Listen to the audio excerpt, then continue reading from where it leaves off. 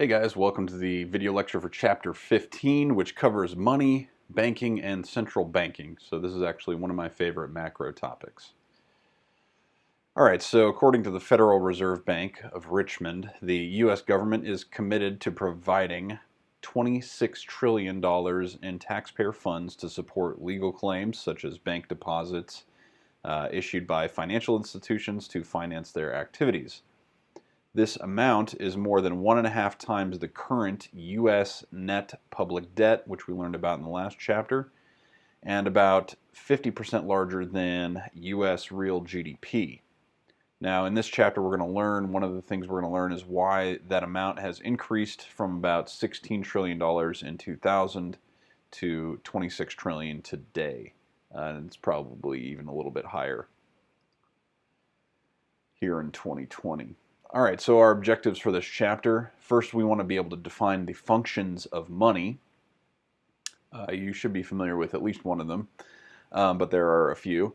As well as identify key properties that money must possess, and also be able to explain the official definitions of the money supply. Next, we want to be able to understand why financial intermediaries such as banks exist.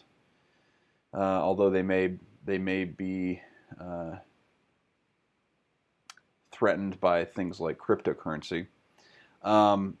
Next, we want to be able to describe the basic structure and functions of the Federal Reserve System, which is the Fed, the central bank of the United States, which is in control of the money supply.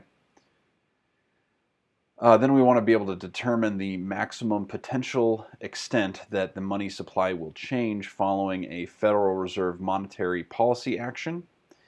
And lastly, we want to be able to explain the essential features of federal deposit insurance. And this is the chapter outline. If you want to take a look at it real quick, you can pause the video.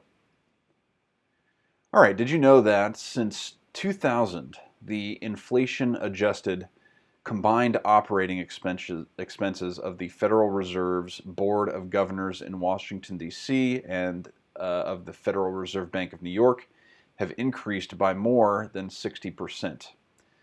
The rest of the Federal Reserve System has seen a 2% decrease during that same period. This significant resource shift is the outcome of the increased responsibilities of the Federal Reserve's Board of Governors and of new bank regulations.